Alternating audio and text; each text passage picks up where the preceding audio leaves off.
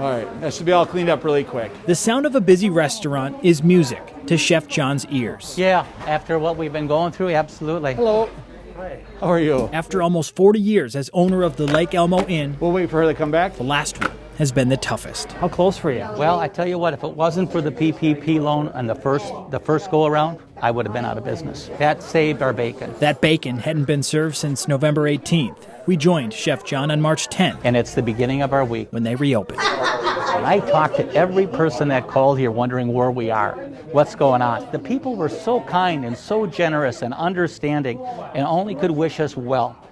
Well, we are back, baby, as they say. The bar is Chef John's favorite part of the historic restaurant, Feel good to be back, MJ? Oh, absolutely. Chomping at the bit to get here. and that is easy to see. I think the day you opened, I was here.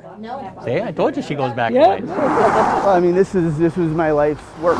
Remy Pettis was at it for 3 years as owner of Bardo in northeast Minneapolis. It looks like they've got some taping on the floor. Last year was also the toughest for him. When you were told you can't open today, you can't open today. I came in for dinner with my brother and his wife, and I can't remember who else was there, but like, it was the second time that I ever eaten at my own restaurant, and I didn't think it was gonna come back, so I came in for dinner, and I cried a lot.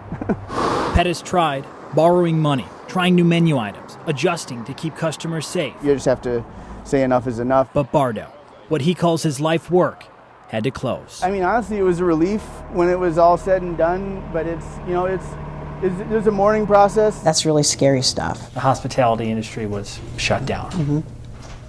On that day, what happened? What'd you do? We went into crisis mode.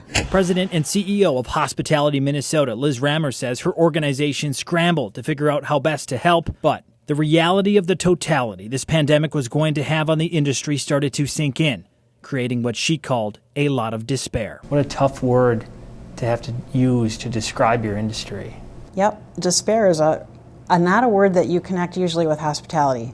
Hospitality is about joy and bringing people together for celebrations and relieving somebody's bad day, and so they walk out of your establishment feeling better than when they came in. Numbers from the Department of Employment and Economic Development explain why the industry was reeling. From March to April, more than 90,000 jobs were lost. And from April to September, arguably the toughest stretch for hospitality, the state lost 132 spots to eat and drink. So someone's taking it over. Bardo closed in October. Hospitality, it's not just about food. It's got service. It's got the decor. It's got the music. It's got the lighting. It, creates a really magical experience. Pettis is planning on making that magic again. Despair slowly changing to hope. I'm very optimistic about the future and the potential in this industry. We're starting from a blank slate now. We get to rebuild this industry however we want. It's always special. It's so homey and wonderful food. Bar is great. All the staff is wonderful. Back at the inn, that optimism and hope is easy to see with familiar faces Enjoy yourselves this evening. and music to one's ear. I feel great. I truly do. I've been out talking to all my customers, thanking them for coming in, for coming back. Having that one-on-one rapport is vital to me.